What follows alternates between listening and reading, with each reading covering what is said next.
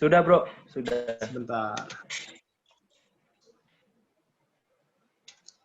Siapin dulu, biar enak melihatnya. Nah, oke. Jadi sebelum mulai kita berdoa dulu. Boleh berdoa sekali lagi ya, biar kita mulai pelajaran kita di siang hari ini. Kita berdoa. Bapak yang di sorga, terima kasih. Kami mau belajar kembali firman Tuhan. Tolong berkati kami. Berikan Roh Kudus-Mu Tuhan. Karena ini hal yang rohani, yang boleh kami pahami dan mengerti, bedakan lewat bantuan dari Roh juga. Itu sebabnya kami memohon dan kami mengakui keberdosaan kami agar kiranya tidak ada penghalang antara kami dan Tuhan, sehingga berkat Tuhan boleh tercurah buat kami. Terima kasih, dalam nama Yesus Kristus kami berdoa. Amin. Oke. Judulnya Rencana Penebusan, Misi Yesus fase 1. Ya. Jadi, pemberitahuan di depan, kalau teman-teman, saudara-saudara punya pertanyaan, bisa langsung dicatat di notes-nya dulu. Nanti di akhir pelajaran, kalau masih ada waktu memungkinkan, bisa kita bahas, karena cukup panjang materinya, tapi saya coba se-efektif mungkin. Tapi intinya saya terusin dulu sampai habis, supaya nggak potong. Nanti selebihnya saya kasih PDF-nya supaya lebih lengkap, punya catatan buat di-review. Ya. Tapi kalau mau ada yang dicatat, kadang kan ada slide yang ayat yang nggak saya tampilin ayatnya juga, gitu, cuma sebut aja, jadi bisa nih. Ini rencana penebusan, the plan of redemption, misi Yesus fase 1, berarti ada fase kedua dan seterusnya ya.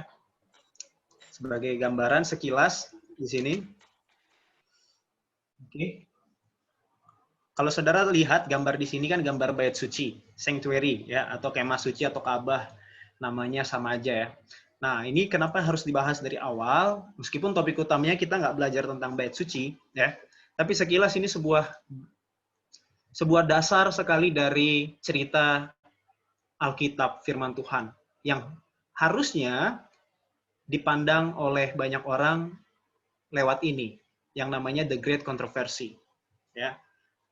Dulu sekali sorga, alam semesta ini cuma satu kubu, tetapi setelah ada salah satu dari ciptaan Tuhan, malaikat Tuhan yang memberontak, jadi ada dua kubu. Itu dalam Wahyu 12 ayat 7 sampai 9 ya kan. Timbul peperangan di sorga, Mikael bertarung dengan naga itu iblis, setan, dan selebihnya. Nah, jadi ada dua kubu sekarang di alam semesta ini. Dan bumi, nenek moyang kita Adam itu singkat cerita terlibat dan jatuh di pihak iblis, lawan. Arti kata setan sendiri adalah musuh, ya. Itu dalam Kejadian 3 gitu. Nah, karena sudah jadi musuh, artinya karena kita masuk di golongannya pihaknya sisinya iblis. Kenapa? Karena kita lebih percaya sama perkataan iblis. Kalau Roma bilang siapa yang percaya sama orang tersebut, dia jadi hamba orang tersebut, kurang lebih begitu di Roma 4 atau Roma 5, saya lupa gitu ya. Dan kita masuk di pihaknya iblis gitu. Harusnya kita jadi musuh Tuhan kan gitu. Tetapi karena Tuhan sangat begitu mengasihi manusia, Yohanes 3 ayat 16, Tuhan nggak mau musuhin manusia. Tapi kalau Tuhan mendekat kepada manusia, nggak bisa juga, karena ada penghalang. Yesaya 59 ayat 2 bilang, dosa pelanggaran kita yang jadi penghalang antara kita dengan Tuhan. Itu sebabnya Tuhan buat dalam Keluaran 25 ayat 8-9, katakan, Tuhan suruh kepada Musa, kalian harus buat tempat kudus bagiku, supaya aku bisa diam di tengah-tengah kalian. Mengapa? Karena kalau Tuhan tinggal sama kita, tapi dalam kondisi kita masih yang seperti sekarang, ya Tuhan itu bisa menghabisi kita, membinasakan, bukan karena Tuhan benci, tapi karena dosa tadi masih lengket sama kita, ya kan? Karena Tuhan adalah api yang menghanguskan. Ini frase ada di Alkitab, di Perjanjian Lama ada, di Perjanjian Baru ada, dan sepanjang Alkitab sebenarnya ada. Kalau kita lihat orang dulu mempersembahkan korban bakaran, kan dimakan sama Tuhan itu lewat api kan? Jadi Tuhan itu memang berapi-api gitu loh. Bukan maksudnya Tuhan diciptain dari api, cuma maksudnya dia itu maksudnya selalu sifatnya itu berapi-api, membakar gitu. Nah, masalahnya untuk barang yang palsu kayak kuningan dan sebagainya ya, api itu jadi kalau kena sama mereka itu jadi apa ya? Jadi hal yang sifatnya negatif, jadi buruk, kuningannya jadi rusak. Tetapi buat barang yang original, api itu malah membuat barang itu semakin terang, semakin cemerlang. Nah, kayak gitulah kurang lebih kondisi kita sama Tuhan. Karena kita ini sudah berdosa, kalau Tuhan dekat kita habis. Tetapi ada juga orang-orang yang dekat sama Tuhan, malaikat dekat sama Tuhan, bolak-balik di sorga gitu. Nggak masalah, dan mereka malah semakin terang gitu, karena dekat Tuhan. Contoh lain Musa. Musa ketemu sama Tuhan 40 hari di atas gunung, juga pulang-pulang malah makin terang. Nggak juga dia habis. Gitu. Nah, bagaimana caranya bisa begitu? Itu sebabnya Tuhan suruh buat kepada Musa untuk bikin tempat di mana ada Tuhan di situ, tempat ini suci, di mana Tuhan bisa tinggal di situ, tapi tinggal di tengah-tengah kita, tapi kita nggak mati, nggak binasa. Inilah fungsinya bait suci. Ya, itu alasan kenapa Tuhan suruh Musa mendirikan bait suci. Jadi sederhananya adalah bait suci dan upacaranya adalah ilustrasi dari Tuhan tentang rencana keselamatan. Ya, ini bait suci itu panjang sekali dan indah sebetulnya. Ada banyak lambang-lambang yang luar biasa yang Tuhan kasih di situ dan bisa memberikan kepada kita banyak hal baru. Nah, tapi sederhananya aja, singkat-singkat. Dalam bait suci ada 2 fase pelayanan. Pertama, fase harian. Ada kelihatan nggak ya ininya ya? Bentar. Oh ya, ada kelihatan dikit lah ya kursornya ya. Kelihatan ada fase harian, ada fase tahunan. Nah, dalam upacara harian, ini yang terjadi. Ya, orang kalau berdosa bawa binatang, dalam hal ini biasanya domba atau kambing sesuai dengan budget kantongnya, gitu ya. Dan orang berdosa itu akan bawa binatang ini, lalu secara simbolis dipindahkan. Jadi tangannya letakin seperti digambar, diletakkan di domba itu, lalu dia confess, dia ngaku. Waktu dia ngaku, secara simbol ya, ini simbol, nggak ada hal yang gaib di sini terjadi, cuma simbolis saja. Secara simbol, dosa-dosa yang diakui itu sekarang pindahnya ke binatang ini, ke domba ini. Yang bersalah tadi orang itu, yang nggak bersalah domba. Tetapi karena kesalahan itu sudah ditransfer, jadi di sini kesalahan bisa ditransfer. Karena kesalahan sudah ditransfer, jadi yang salah ini sekarang domba. Ya kan? Dan karena Alkitab katakan nyawa sebuah makhluk ada di dalam darahnya, domba ini harus mati. Lalu darahnya ditampung di baskom. Setelah ditampung di baskom sebagian sebagai perwakilan, nggak semuanya ditampung perwakilan, dombanya itu ditaruh di mezbah korban bakaran lalu dibakar. Lalu darahnya itu nanti dibawa imam sebagian untuk dibawa masuk ke dalam bait sucinya. Nah, kenapa perlu semuanya ini? Ada prinsip Alkitab yang katakan seperti ini. Roma 3:23, semua orang telah berbuat dosa. Nggak ada yang lewat dari sini, semua. Ya.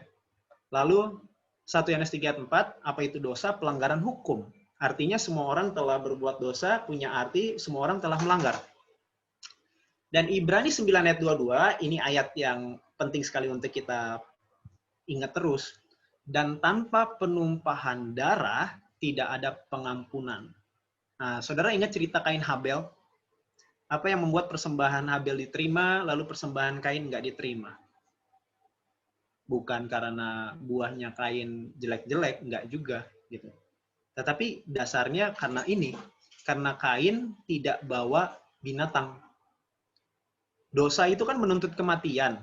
Roma 6 ayat 23 ya, upah dosa ialah maut. Masalahnya buah-buahan nggak punya nyawa untuk menggantikan apa yang dituntut sama dosa ini, ya kan? Harusnya makhluk hidup yang punya darah, itu makanya persembahan Kain nggak diterima. Karena Kain datang dengan yang usaha terbaiknya dia, ini yang disebut dengan namanya kebenaran oleh perbuatan. Dia berharap bisa jadi orang benar dengan perbuatan dia, tapi Habel datang dengan bawa domba yang merupakan lambang daripada Yesus mati di kayu salib. Jadi persembahan Habel itu persembahan yang mana dia percaya sama pengorbanan Yesus. Tetapi persembahannya Kain, dia nggak percaya sama Yesus, jasa Yesus. Dia percaya sama jasa perbuatannya. Itu yang membuat Kain nggak diterima persembahannya. Sementara Habel diterima. Oke. Nah, ada 2 bagian dalam bait suci. Ini masih tentang bait suci sedikit lah gambaran. 1 di sini yang namanya pelataran luar. Pelataran luar ini kan ada mesbah korban bakaran, ada bejana. Nah, di sini tempat dia domba itu disembelih. Ya. Singkatnya, saya mau katakan ini di dalam nih. Ini dalam, ini udah yang kemahnya lah. Ini dalamnya ada bilik suci, ada bilik mas suci. Ya kan? Ini kemahnya. Yang di dalam ini punya perlambangan adalah sorga. Yang di luar ini punya perlambangan bumi. Kenapa? Karena barang-barang yang di luar ini dibuat pakai barang-barang seperti tembaga dan sejenisnya yang kualitasnya kalah dengan yang di dalam. Di dalam ini, ya walaupun ada kayu, tapi semua ada emas di sini. Disalut emas. Bahkan di dalam sini, yang paling belakang ini, ada barang yang memang dia terbuat dari emas murni, tulen. Gitu loh. Jadi ini perlambangan surga, diwakili oleh barang-barang mewah dan berharga seperti emas. Ini tembaga, gitu. Oke, walaupun banyak lagi faktor alasan lain. Ini singkatnya aja, ya. Karena ini kan agak besar sekali pelajarannya. Tapi perhatikan coba di sini. Ini tambahan aja sih, saudara. Salah satu hal yang mengagumkan ketika kita belajar bait suci. Mana kursor saya ya? Oke. Binatang ini disembelih di sebelah sini. Ini di sebelah. Kalau mata anginnya itu ini ke utara, semakin dia ke dalam ini ke arah barat. Jadi berarti sebelumnya waktu dia masuk itu dari pintu timur. Dan Ibrani pasal yang ke-12, ayatnya yang ke berapa ya? Ayatnya yang ke-12. Dikatakan, itu jugalah sebabnya Yesus telah menderita di luar pintu gerbang untuk menguduskan umatnya dengan darahnya. Jadi Yesus mati, itu kan di luar dari kota Yerusalem. Di bukit Golgota namanya. Dan tahukah saudara, Golgota itu ada bukit yang berada di sebelah utara daripada kota Yerusalem. Itu saya pikir tepat sekali perlambangannya, precise banget. Kenapa orang dia nggak di sini aja dombanya nih di sebelah selatan, tapi mereka selalu buat itu di sebelah utara. Ya perlambangan tentang Yesus juga. Oke, tapi kita lanjut. Itu salah satu aja yang buat saya cukup terheran-heran dan suka sama pelajaran bait suci ini. Lalu, nah ini ada pelayanan harian, tadi ada yang tahunan, kita pelajari yang harian. Yang terjadi adalah ketika orang berdosa masuk dari pintu gerbang di sini, dia mengaku kepada dia bawa ada imam perwakilan, lalu dia bunuh binatang itu di sini, dan yang sembelih binatang itu si pendosa itu ya, yang sembelih pertama. Sisanya nanti imam yang lanjutin. Lalu domba itu dibakar di sini, lalu imam itu masuk ke dalam seperti yang gambar garis terlihat di sini. Oke. Lalu masuk ke dalam imamnya, lalu di sini ada tirai pemisah. Yang dilakukan imam di sini adalah darah tadi, kan darah tadi bawa dosa sekarang. Dosa itu isinya sekarang di dalam darah. Lalu dosa tadi atau darah tadi dicipratkan di tirai itu. Oke, dicipratkan di tirai ini. Begitulah berlangsung selama 1 tahun. Jadi bayangin setiap hari kalau ada 100 orang punya kesalahan, dia ada 100 cipratan dosa di sini nempel. Dan darah itu kan sesuatu hal yang bau. Gitu. Tapi makanya di sini ada mesbah dupa, isinya ada wangi-wangian supaya tempatnya nggak bau. Gitu ya. Ini setiap hari selama tahun-tahun. Lalu berikutnya, karena tadi ingat ini bumi ya, yang pelataran ini bumi, yang dalam ini sorga. Oke, ada satu ayat lanjutan. Sebab Kristus bukan masuk ke dalam belum ya. Oke. Ibrani 9 ayat 24, sebab Kristus bukan masuk ke dalam tempat kudus buatan tangan manusia, seperti yang dibuat Musa, yang hanya merupakan gambaran saja dari yang sebenarnya. Tetapi ke dalam sorga sendiri untuk menghadap hadirat Allah guna kepentingan kita. Jadi, yang dibilang Paulus di kitab Ibrani, Kristus masuk bukan ke Ka'bah buatan manusia, tetapi ada Ka'bah buatan Tuhan sendiri yang adalah yang asli. Kalau yang di bumi yang dibuat Musa itu gambaran, ya, replikanya. Makanya kalau kembali lagi ke gambar tadi, ketika selesai di sini imam, dia masuk ke sini, pelayanan di sini, ini pelayanan di sorga. Itu nanti yang masuk fase 2. Oke? Jadi sederhananya, bait suci dan upacaranya adalah ilustrasi dari Tuhan tentang rencana keselamatan, rencana penebusan. Ya, sebagaimana judul di awal, rencana penebusan misi Yesus fase 1. Oke, kita mau lihat secara detail untuk apa ya, fungsinya untuk meneguhkan iman kita dan kepercayaan kita. Dan saya harap ini jadi sebuah pelajaran kita secara pribadi untuk mandiri agar kita benar-benar punya kepercayaan ini betul-betul berlandaskan apa yang Alkitab katakan. Nah, dalam Kejadian 3 ayat 15, ketika manusia sudah jatuh dalam dosa, tetapi Tuhan nggak mau begitu aja buang kita kan, saudara. Karena apa? Yohanes 3:16, begitu besar kasih Allah akan dunia ini, gitu. Tetapi di situ Tuhan kasih sebuah janji. Ketika Tuhan berfirman kepada ular, si iblis itu yang memperdaya perempuan, Tuhan katakan, aku akan mengadakan permusuhan antara engkau, ular, dan perempuan ini, antara keturunanmu, keturunannya si ular, dan keturunannya si perempuan. Lalu yang diwarnain kuning, keturunannya si perempuan ini akan meremukkan kepalamu. Yang diremukin itu kepalanya si ular, bukan kepala keturunannya ular. Dan engkau akan meremukkan tumitnya. Jadi janji Tuhan ini mereka pegang erat-erat. Nenek moyang pertama kita ini. Mereka percaya bahwa keturunan dari si Hawa, siapapun yang keluar dari rahim Hawa nanti ini, itulah yang dijanjikan itu. Orang yang dijanjikan, nama lainnya juru selamat, yang akan meremukkan kepala si iblis.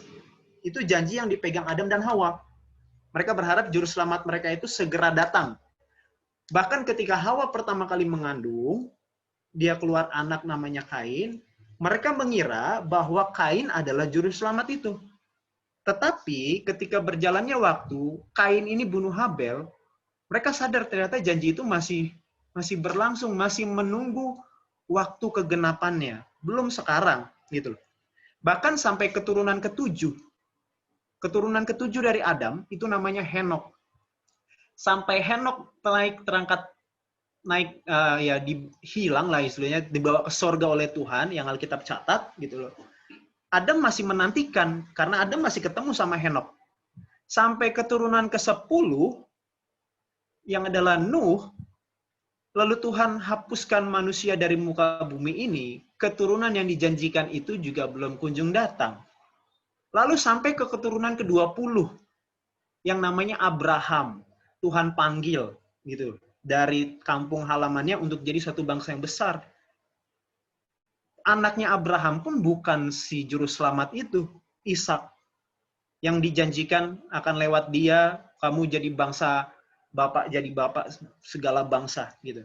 Bahkan sampai Ishak punya anak Yakub, sampai Yakub punya anak 12, dan 12 anak ini udah punya anak lagi, dan Israel atau Yakub ini sama keluarganya ngungsi ke Mesir, bahkan sampai 430 tahun di Mesir, kembali lagi ke tanah Kanaan, juru selamat itu juga belum datang.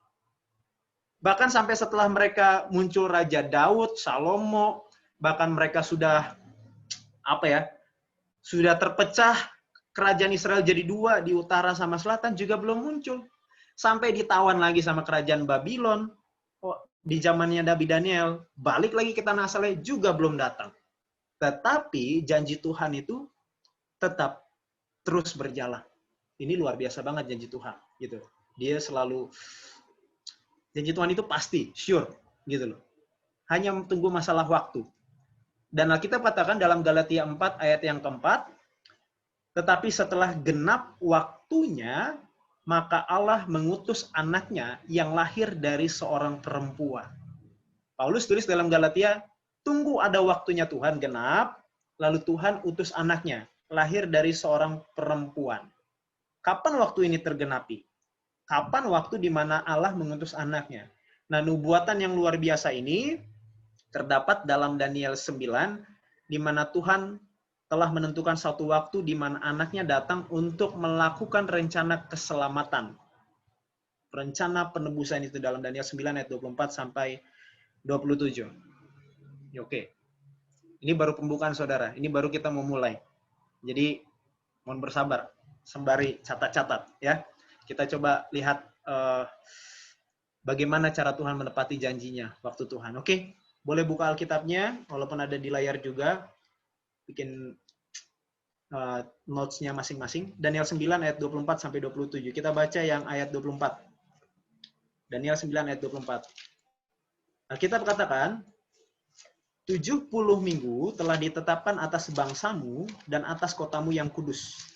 Untuk ngapain? Untuk melenyapkan kefasikan, mengakhiri dosa, menghapus kesalahan, mendatangkan keadilan yang kekal, untuk menggenapkan penglihatan dan nubuat, dan untuk mengurapi yang maha kudus. Oke, itu lihat, saya buat di sini KJV yang di kuning 70 minggu. Kalau di ITB-nya, terjemahan baru Alkitab kita yang pada umumnya itu dibilang 70 kali 7 masa. Nggak ada masalah, sama aja kok gitu ya. Karena 70 kali 7 masa, 1 minggu kan 7 hari. Nah, bahasa Indonesia bilangnya begitu. Kalau Inggrisnya bilangnya 70 weeks, 70 pekan, minggu gitu aja. Tapi di Indonesia dikaliin 7 langsung. Ya, intinya sama aja, nggak ada masalah dengan terjemahan di sini. 70 kali 7 masa, ya. Ada 70 kali 7 waktu. Jadi sama aja. Oke? Lalu kata yang saya bold warna merah di situ, 70 minggu atau 70 kali 7 masa telah ditetapkan atas bangsamu. Ingat, ini kitab Daniel ketika ketika malaikat Gabriel datang kepada Nabi Daniel untuk memberitahukan arti penglihatan yang dilihat Daniel. Berarti ini firman dari Gabriel kepada Daniel. Berarti kalau dibilang ayatnya telah ditetapkan atas bangsamu, berarti ini bangsanya siapa? Bangsanya Daniel. Dan bangsa Daniel di sini adalah bangsa Yahudi atau bangsa Israel. Ya. Oke, jadi untuk melakukan apa dibilang 70 kali 7 masa ini? Untuk melenyapkan kefasikan, mengakhiri dosa, menghapus kesalahan, mendatangkan keadilan, menggenapkan penglihatan dan nubuat, mengurapi yang maha kudus. Jadi saudara bisa bayangkan ada banyak hal yang terjadi di akhir dari sepanjang periode 70 pekan ini ya, 70 minggu. Kita bilang minggu aja ya, biar nggak panjang. Jadi 70 kali 7 masa. Gitu. Supaya kita samakan frekuensi. Ya. Oke, jadi 70 minggu ada banyak hal yang terjadi. Singkatnya untuk apa? Ini rencana keselamatan. Karena apa? Paling bawah bilang, untuk mengurapi yang maha kudus. Itu tadi janjinya dalam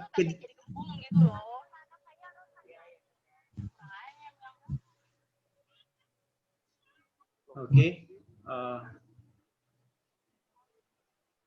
Ingat tadi janjinya dalam Kejadian 3 ayat 15 dikatakan bahwa keturunan perempuan itu akan meremukkan kepala iblis.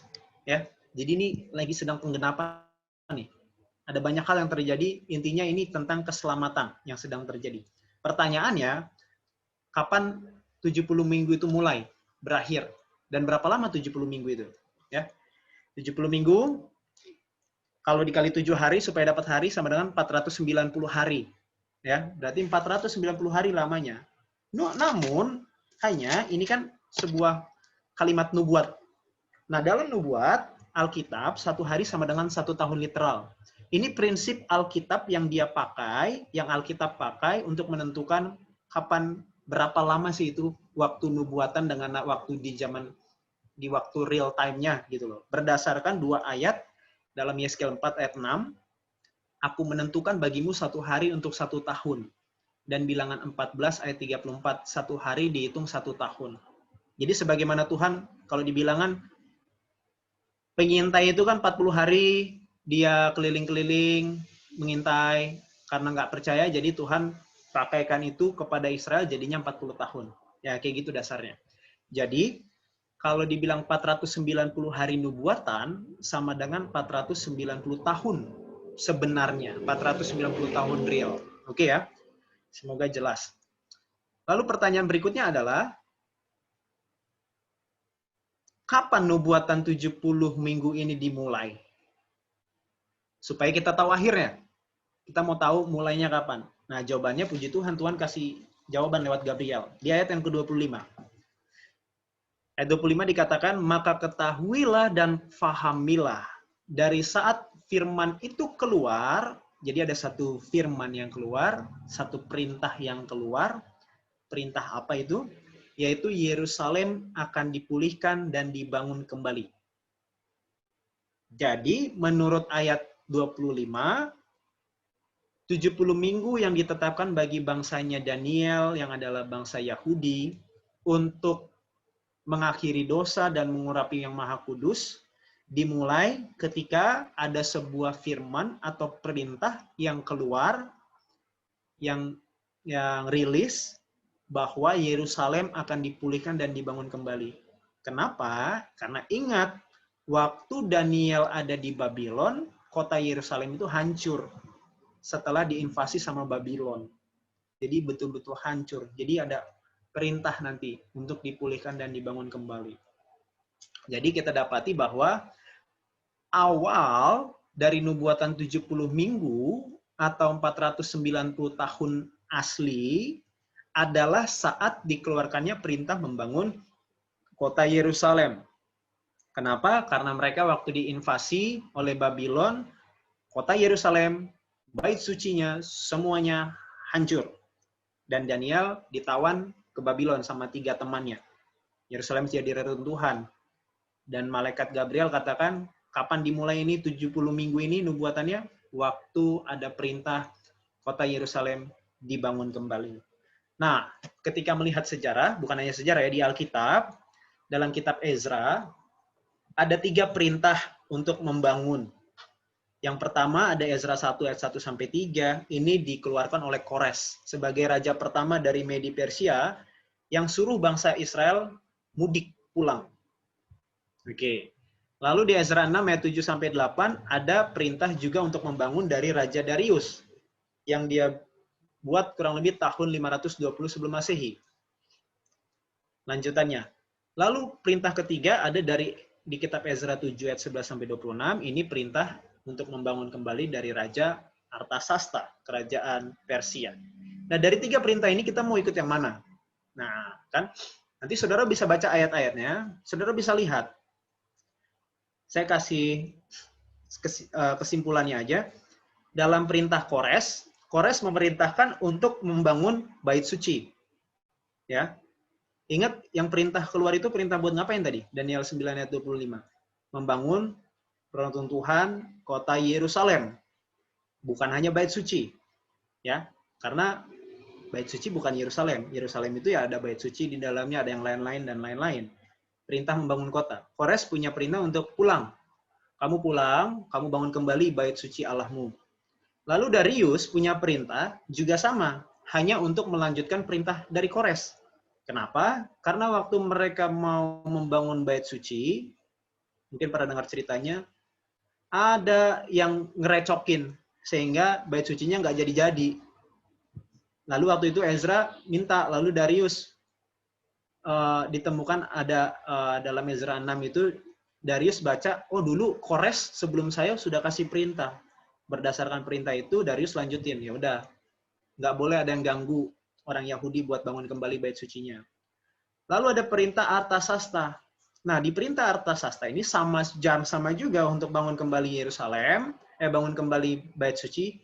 Namun di pasal 11 sampai 26 ada satu hal tambahan yang dibuat oleh Artasasta, yaitu dia suruh Ezra untuk bangun sistem pemerintahan di Yahudi di Israel. Pilih sendiri pemimpinmu, pilih sendiri hakimmu. Dan ini lebih cocok kita pakai dari Artasasta karena kota bukan hanya bicara soal bangunan bait suci itu sendiri, tetapi kemandiriannya. Karena Artasasta memberikan kepada Ezra itu seperti sebuah kuasa otonomi daerah untuk membangun kota yang mana isinya ada pemerintahannya, ada pemimpinnya, ada hakimnya, dan lain-lain. Jadi kita bisa pakai yang Ezra 7 ayat 11 sampai 26. Ya, berdasarkan tadi investigasi sedikit sekilas yang saya kasih. Kalau kita lihat sejarah, ada yang namanya raja-raja di Persia, dan di sini Artasasta itu dalam bahasa Inggrisnya adalah Artaxerxes I. Ini Darius tadi, ini Cyrus, ini Kores.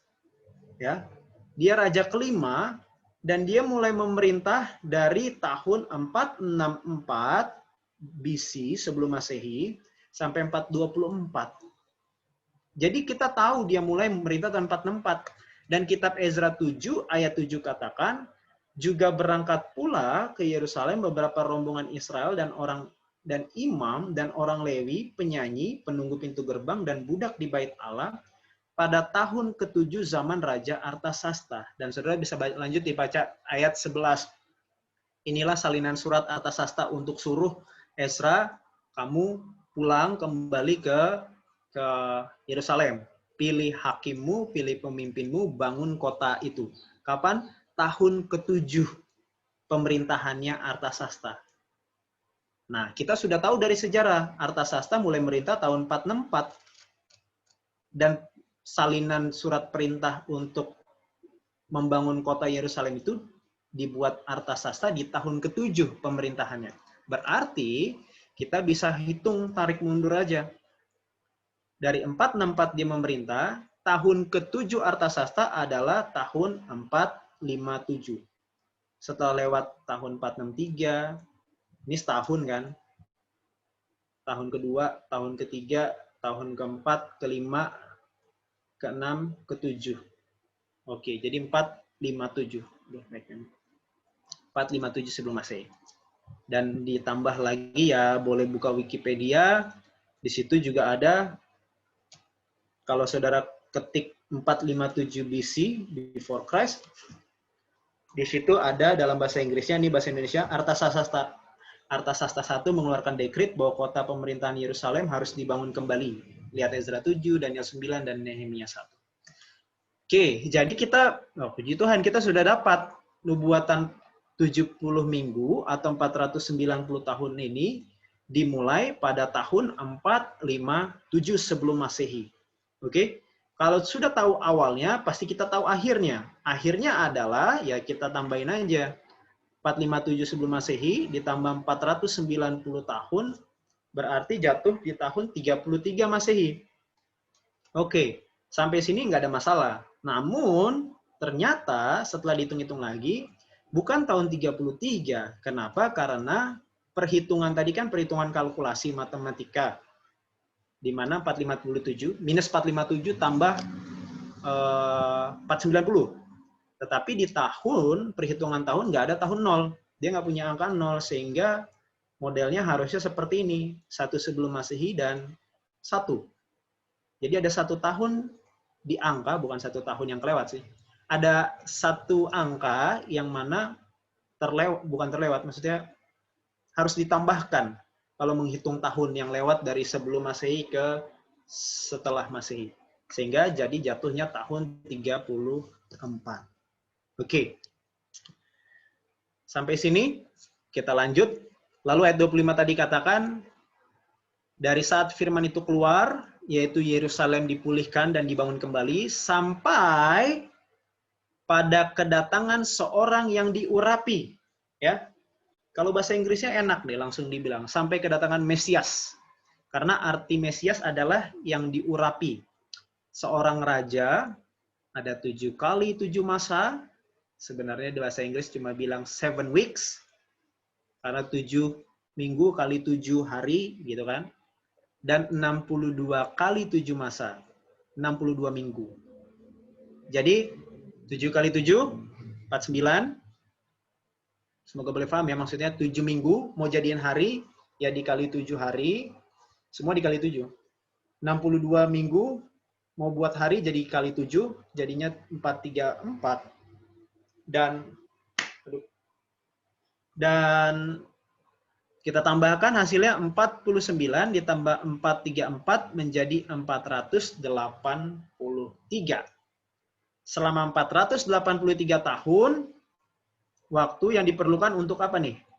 Untuk kedatangan seorang yang diurapi atau untuk kedatangan Mesias. Oke, coba kita hitung ya. 457 ditambah 483 jatuh tahun 27. Ini sudah kita tambahin 1.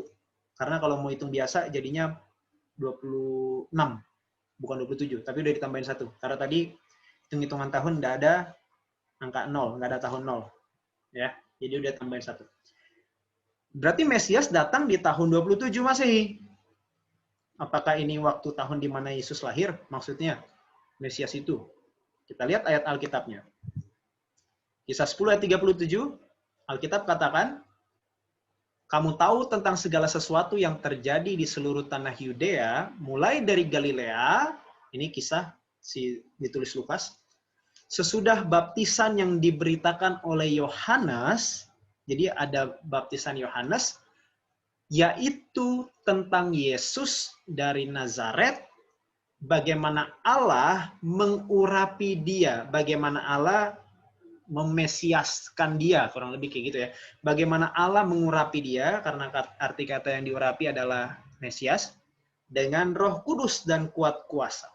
Berarti tahun 27 Masehi, tahun di mana kedatangan Yesus, bukan kedatangan Yesus lahir, tetapi adalah tahun di mana Yesus diurapi lewat baptisan, dan dia menjadi Mesias di situ. Oke. Untuk memastikan, kita lihat kapan tahun di mana Yohanes mulai membaptis orang. Ya. Sorry, ada nyamuk. Alkitab katakan dalam Lukas 3 ayat 1. Dalam tahun ke-15 pemerintahan Tiberius, Kaisar Tiberius. Ya. Sama kayak kasus Artasasta tadi. Bagaimana supaya kita tahu tahun ke-15-nya kapan? Ya, kita harus tahu kapan dia mulai memerintah. Catatan sejarah bilang begini, dari Suetonius. Judulnya The 12 Caesars. Ya. Suetonius.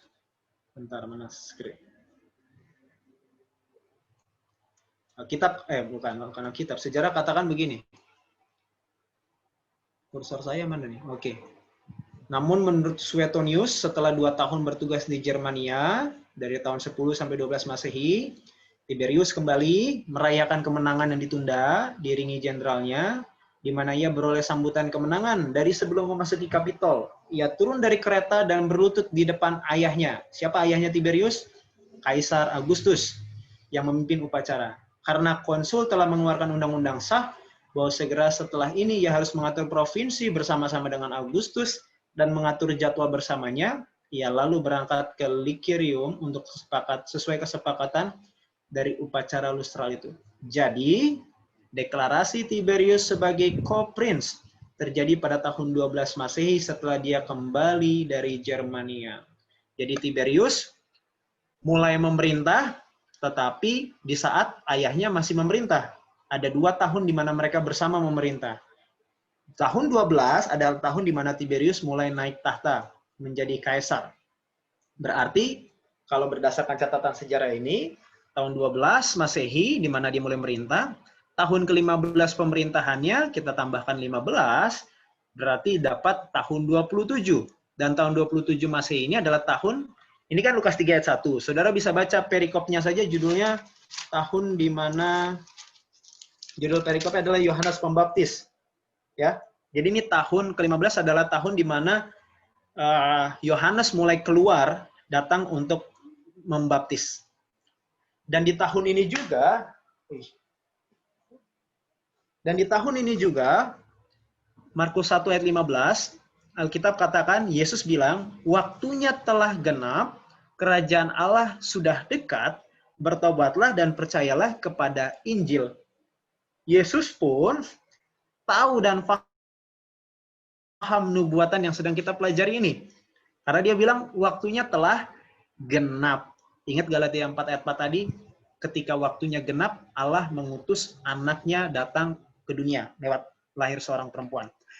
Dan Yesus tahu waktunya sudah genap ketika dia dibaptis, tahun nubuatan Daniel dalam 70 minggu, salah satunya sudah tergenapi, yaitu tahun 27 Masehi.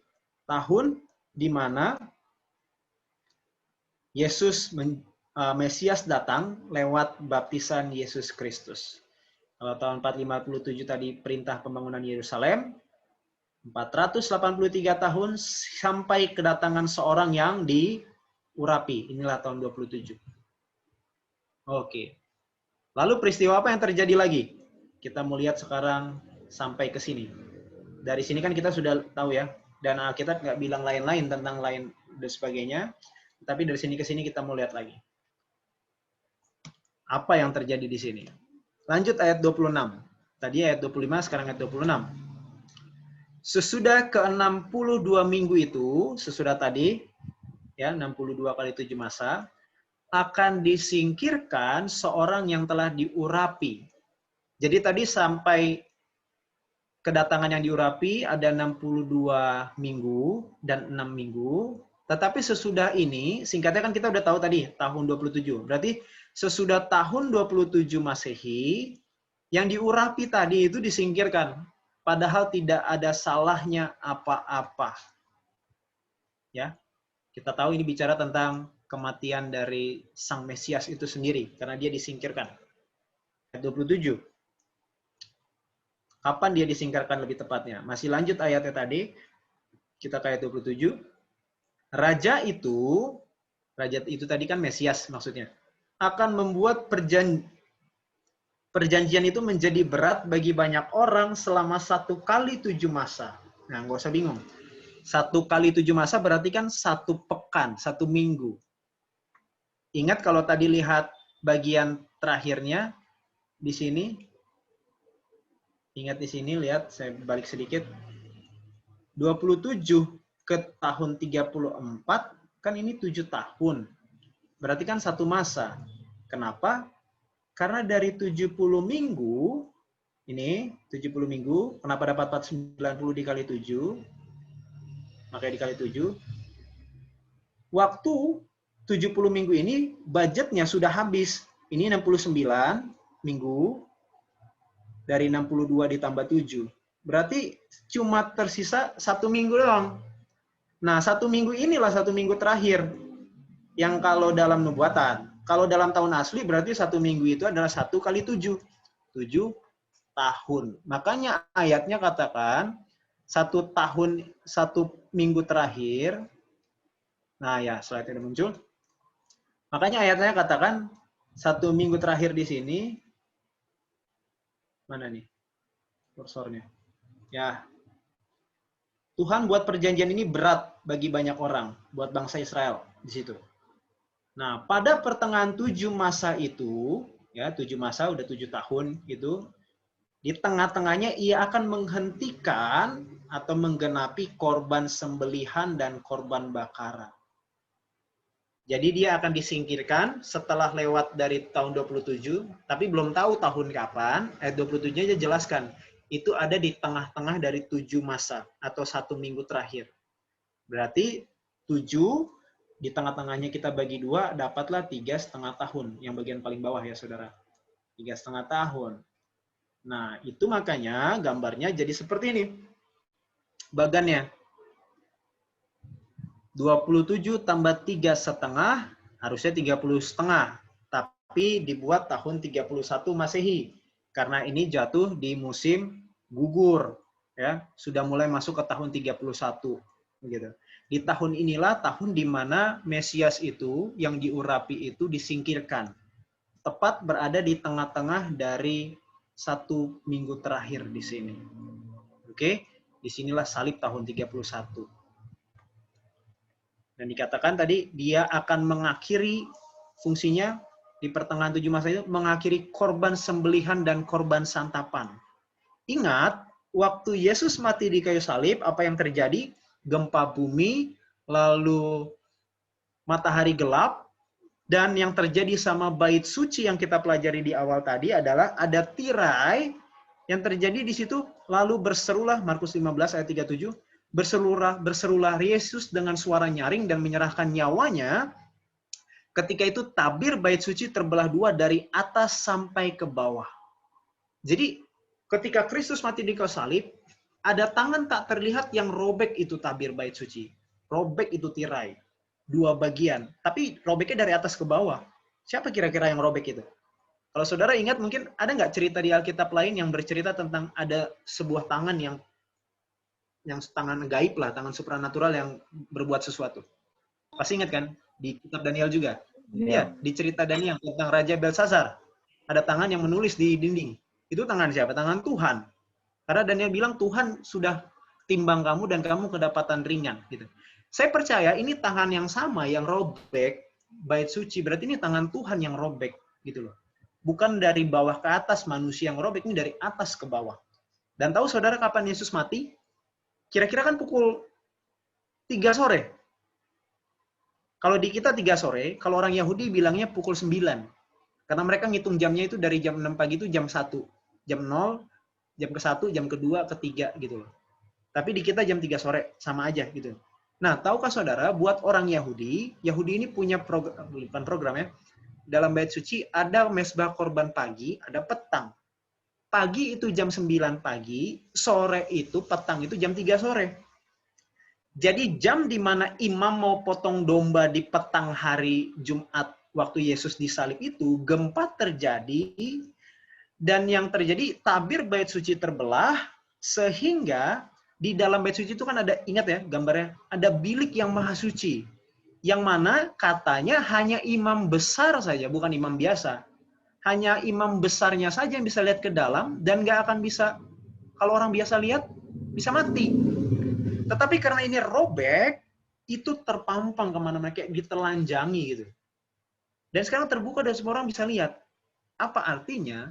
Artinya bahwa, tadi kan ingat, Yesus mati menyelesaikan korban sembelihan dan korban santapan.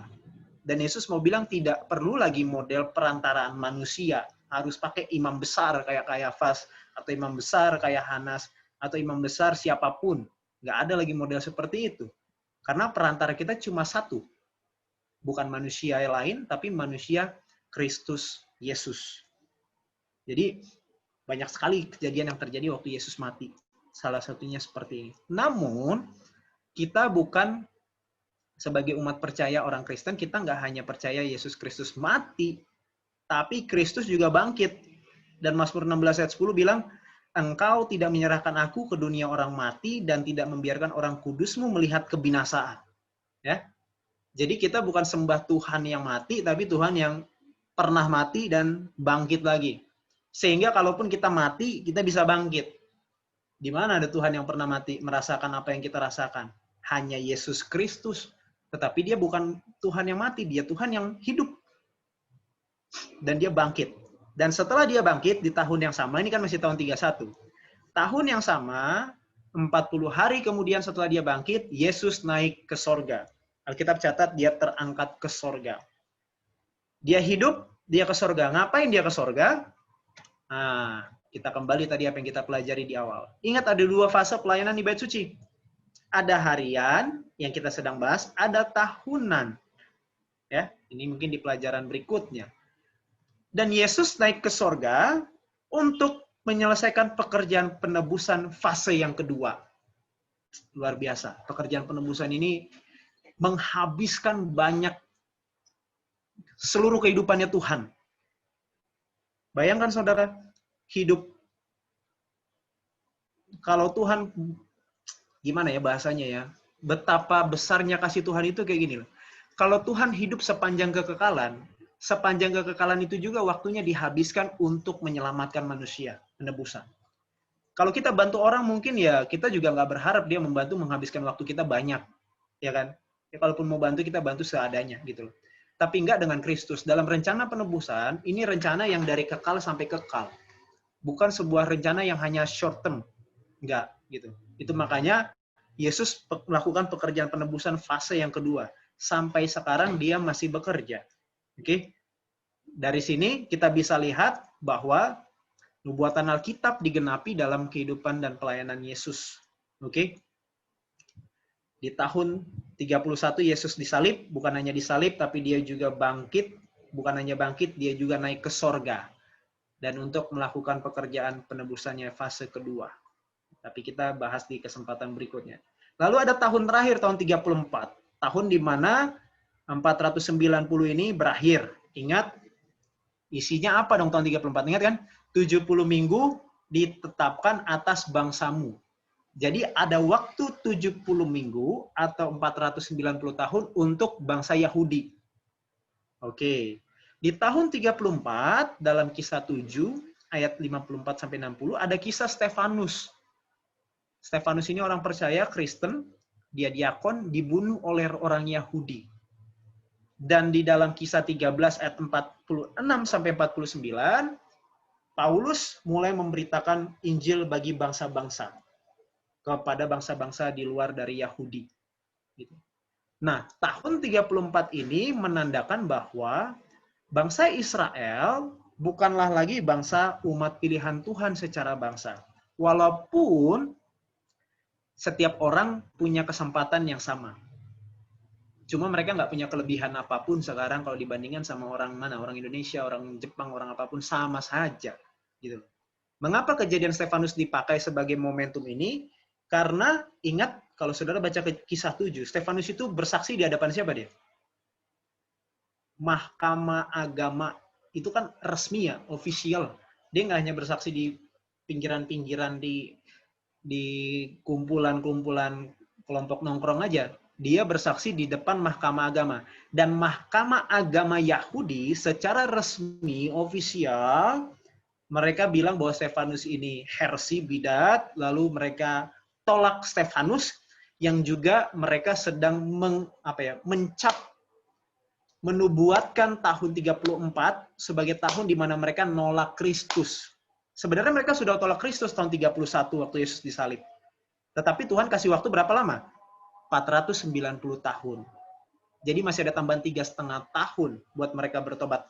Tapi enggak juga mereka bertobat, malah dengan kematian Stefanus, mereka meyakinkan, mereka mengkunci, kami benar-benar tolak Kristus. Kami benar-benar tolak Yesus sebagai Mesias. Gitu ya. Makanya dipakai ceritanya Stefanus. Saudara bisa baca di kisah 7. Oke. Dan di Wikipedia juga ada tahun 34, Paulus dan Barnabas mulai memberitakan Injil ke Gentile, orang-orang kafir. Ya. Jadi berdasarkan nubuatan Daniel, perjanjian Tuhan secara khusus dengan bangsa Yahudi berakhir tahun 34 Masehi, menggenapi nubuatan 70 minggu. Jadi apa hubungannya orang Kristen sama orang Yahudi, bangsa Israel sekarang? Tidak ada. Gitu loh. Kita sekarang kalau saudara baca di tulisan Paulus, barang siapa dikatakan seperti ini. Keturunan Abraham itu bukan berdasarkan sunat, bukan berdasarkan garis keturunan. Barang siapa milik Abraham, dia juga adalah milik Kristus dan berhak menerima janji yang diberikan kepada Abraham. Jadi walaupun kita nggak punya darah Israel sama sekali, kita juga bisa dapat janji yang sama yang Tuhan berikan pada Abraham. Karena kita juga keturunan Abraham lewat iman, bukan lewat darah daging. Oke? Nah, ada sedikit gambaran buat nanti yang kita sudah bahas sampai di tahun 34, tapi di kitab Daniel ada satu lagi nubuatan angka 2300 yang akan berakhir di sini. Ya, kita nggak bahas ini sekarang, tapi sampai di sini aja tahun 34. Minimal kita sudah melihat ada beberapa tonggak tahun waymark, tahun, kalau misalnya kalau ke jalan tol kan ada nggak usah jalan tol di mana-mana kan ada tandanya tuh, kilometer keberapa. Zaman dulu mungkin, atau di jalanan yang bukan tol sekarang mungkin ada tonggaknya, tapi nggak setiap saat ada tonggaknya. Paham ya maksudnya? Sepeda, oh ini penanda, ini udah nyampe di sini gitu. Kita punya penanda sampai akhir zaman, dan ini dimulai di tahun 457, ya, tahun dimana perintah pembangunan Yerusalem keluar, tahun di mana mulainya nubuatan dalam kitab Daniel, nubuatan angka ini. Tahun 27 kita sudah lihat dan kita sudah hitung, kita sudah buktikan dan kita terima lewat iman, inilah tahun di mana Mesias datang, yaitu ketika Yesus Kristus dibaptis, ya, Tuhan mengurapi dia lewat Roh Kudus, ada merpati turun. Tahun 31, tahun di mana Yesus Mesias itu disingkirkan, lalu dia menghentikan korban sembelihan dan santapan, sehingga kita nggak perlu bawa binatang lagi, karena binatang yang asli sudah diberikan pengorbanannya, yaitu domba, anak domba Allah. Dan tahun 34, tahun di mana nubuatan bagi bangsa Israel sudah selesai, sehingga umat percaya adalah siapapun mereka yang percaya atas pemberitaan Injil, bukan berdasarkan garis darah, keturunan, dan daging. Gitu. 4 tonggak sejarah ini membuat kita punya keyakinan iman yang kokoh bahwa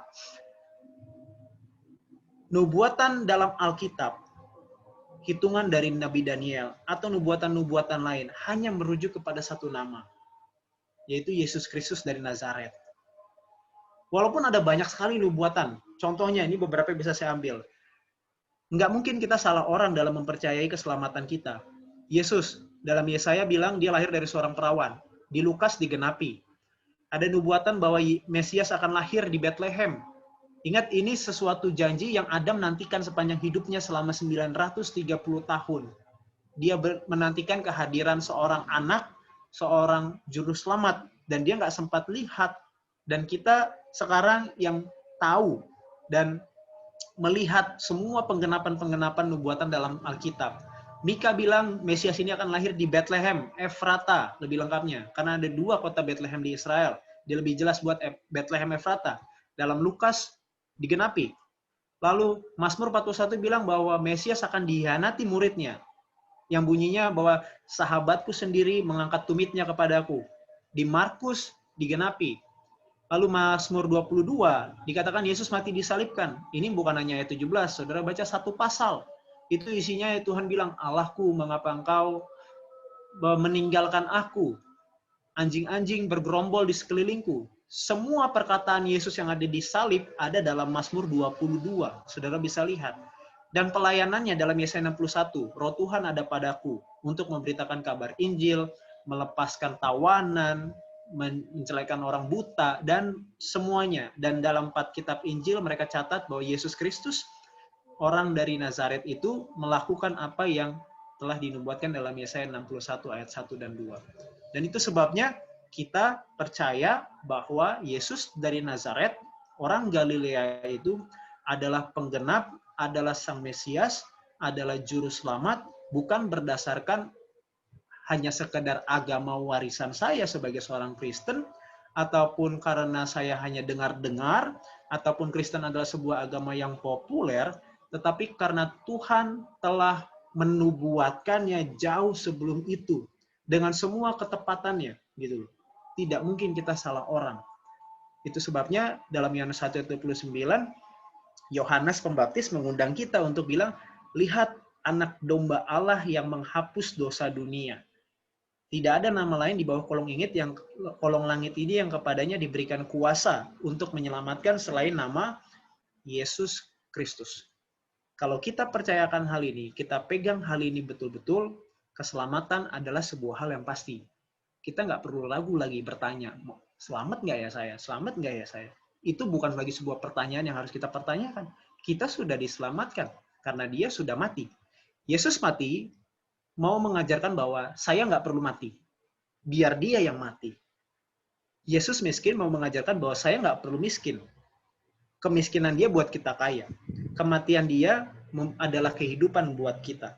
Kehinaan dia adalah kemuliaan buat kita. Itu sebabnya semua yang dilakukan Yesus dalam pekerjaan penebusan di fase pertama ini harusnya sudah cukup untuk menggugah kita, mengajak kita untuk hidup sama seperti dia. Nggak ada kesusahan yang terlalu susah yang Yesus nggak pernah alamin.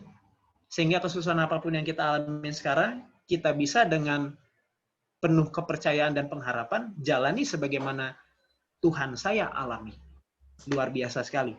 Dan ini Tuhan berikan dalam nubuatan Daniel untuk perhitungan waktu yang sangat precise, sangat tepat, dan kita bisa percaya hal ini dan kita bisa buktikan baik lewat Alkitab maupun lewat sejarah. Sehingga iman kita digantungkan dengan pasti. Cantolannya itu kita udah tahu jelas.